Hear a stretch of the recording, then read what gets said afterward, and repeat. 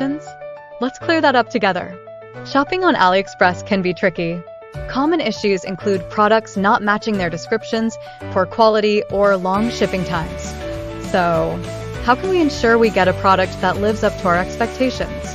Today, I'm reviewing a product from AliExpress. We'll check out how it looks, how it performs, and whether it matches the description. Plus, I'll share my experience with the purchase process. Let's dive in and see what this product is all about. Before we continue, let's take a look at the product and see it in action.